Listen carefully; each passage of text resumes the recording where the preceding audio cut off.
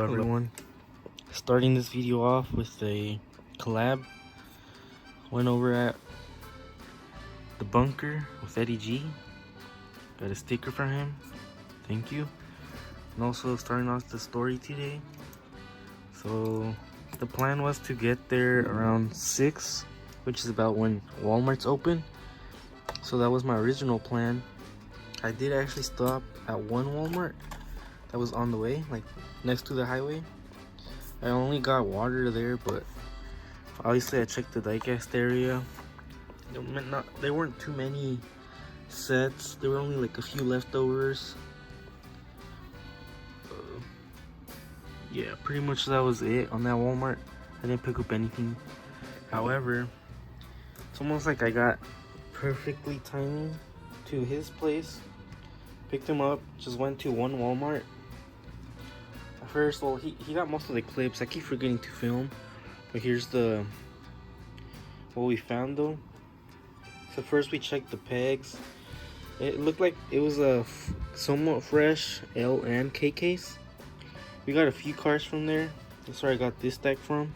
Also went through a dump-in except for this one right here. So then we went through the dump-in, right? We were actually thinking not to go through it, but we decided to clean it up. He also has that clip of how it ended up organized.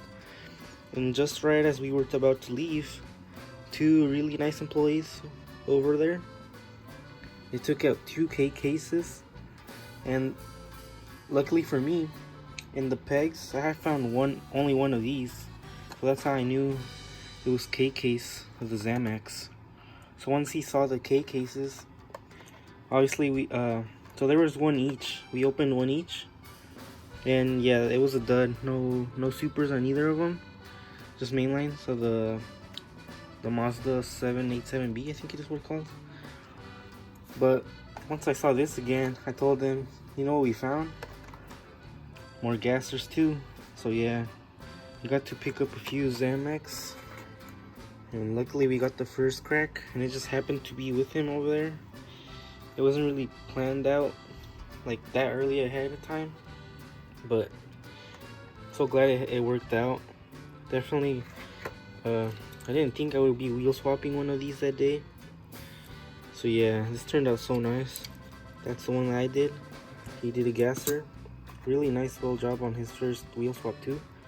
So that's where I found. This was also in the K case, only one per case. This was regular treasure hunt of the L case, so that was nice too. Yeah, really stoked to find these in store. Didn't think I would find them. Just happened to be super lucky there. And so yeah, this is a pretty nice Hot Wheel hunt as a duo. So yeah, thank you again for this sticker. It's gonna go on the mat if I can find space somewhere in here. Definitely gonna go in there. And also appreciate the trades we did. Here got a Matchbox Collectors BRZ. I'll probably be wheel swapping it, making it a little lower. Then he got me these mystery bags, which I definitely need that one, number 2, 22B. Definitely stoked to have the Datsun 510. So thank you so much for these two, man. I just can't have enough Silverados really. Then thank you for these two. Definitely we'll put this one to work. And this one's so nice too. Could use a wheel swap too. And yes, I know it's pink, but definitely appreciate me some of these Scions.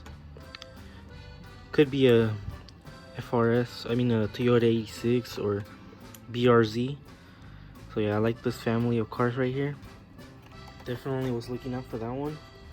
Also thank you for this one. This one was from my brother. So really appreciate these pieces. And yeah, it was fun being over there, man. So now to the Hot Wheel, from the story of the Hot Wheel hunt to the wheel swap. Howdy everyone, Subi here.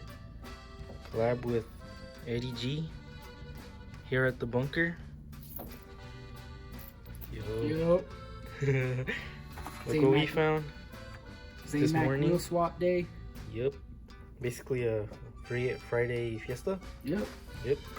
And wheel swap. Let's crack them open. Let's go. Look at that.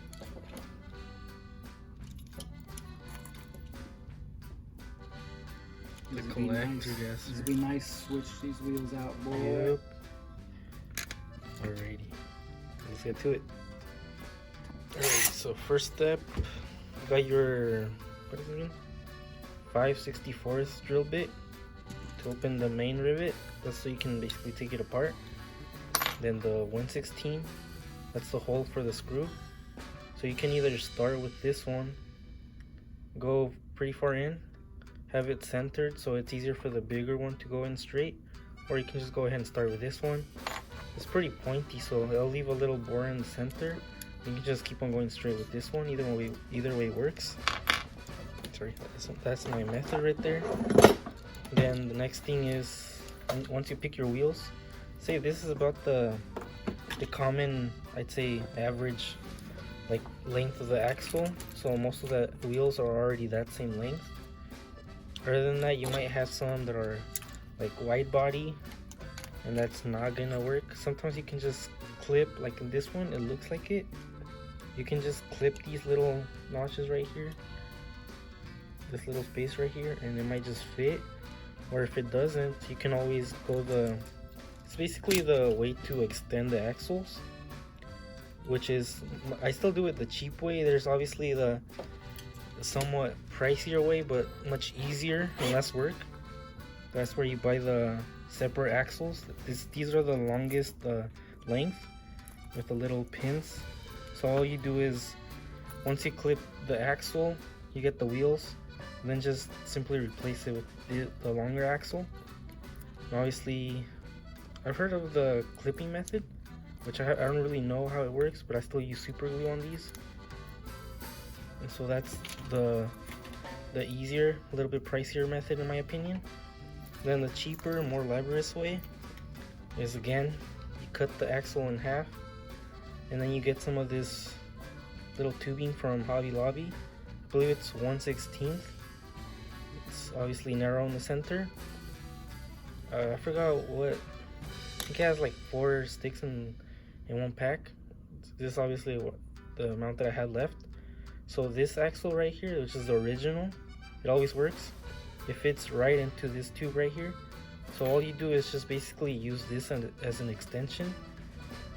And obviously these, the original axles are glued inside this tube. Now just make sure you don't put too much glue. That's why you only put a little dab, just to make sure that the tubing, the attachment, doesn't stick to the wheel. Because once it sticks to the wheel, then that's when it won't roll. So that's pretty much the key to that. Just a little bit of glue.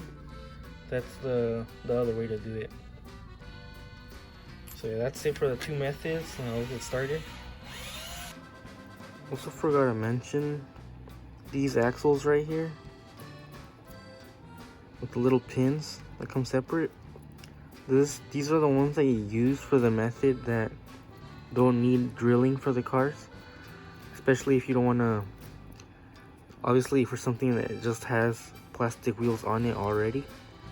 So what you do is you cut the plastic wheels off with one of those, like what was it?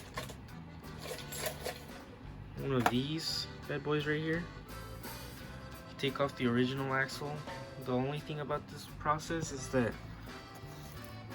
you throw away you could still throw away the original axles or reuse them, but usually you just throw them away since these are the ones that you're actually going to use. So then there's a clamping method of some sort. I'm not sure exactly how it works. I've heard it does work though. Or how I still do it, I just super glue the little tips inside the axle tube. So that's the way to do it without drilling the car. So you just take off the wheels, put the rubber tires that you want on it with this axle, and just put it back together with super glue or the clamping method. And that's also how it works. So there's that method. Yeah. Start going.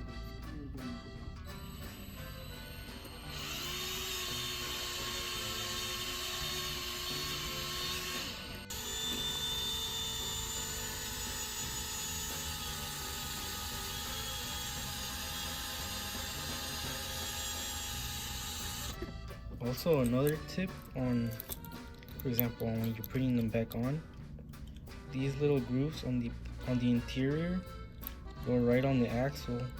So whenever, for this, the simple original axle method, that's still enough space to where the casting will close. And however, on clearance, when using the other Hobby Lobby axle, you'd actually have to shave this little part right here, the space, so that it can close. You can just shave it off with the 1/16 drill bit, just shave it back and forth. Put the front ones on there.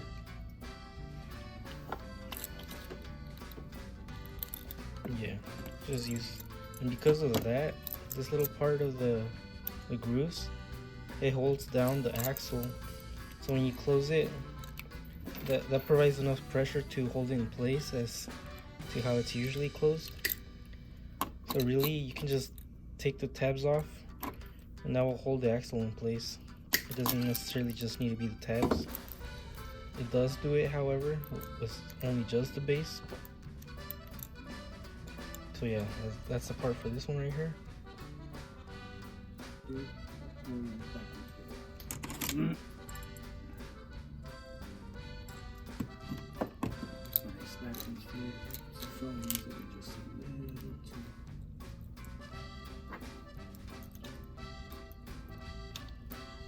So yeah, like in that scenario, it's not always like both axles that need to be adjusted. It might just be just one. Yeah. So that's where I'd say the advantage of wheel swapping with these axles, yeah, is that like it still has that wobble that the original axles have, compared to when you do tubing. Yeah, it's all solid. Yeah, it's straight. To like actually hold on, you'd have to, I mean, it might hold in place if it's not glued, but it will still like wobble back and forth sideways, I mean. So that's why I glue them. And the weakness of gluing them is that sometimes like it's three wheeling. So yeah, that's why I try to not do that. So here's this one. Might paint the lips chrome to match the zamac. I think it's gonna look pretty clean, I'd say. Yeah, that's this one.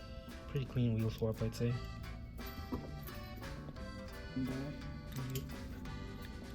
So this part right here, tap and die. We're gonna go ahead and apply somewhat regular pressure. Obviously counterclockwise.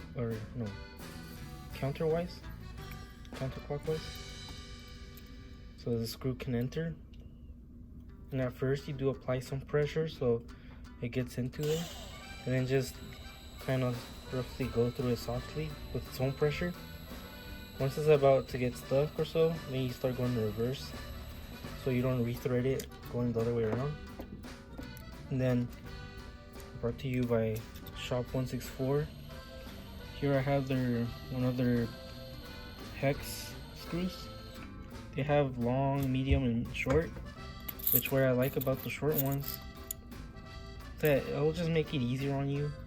You won't need to do the 1/16 drill so long, especially on like the trunk of trucks, for example, the front post of gassers. So that's where pretty much this is the perfect one.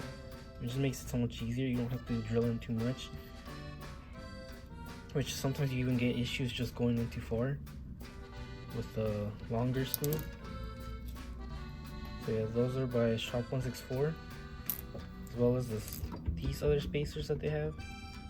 Which what I like about them is, obviously, besides what they said, it covers up the drilling that you see in there.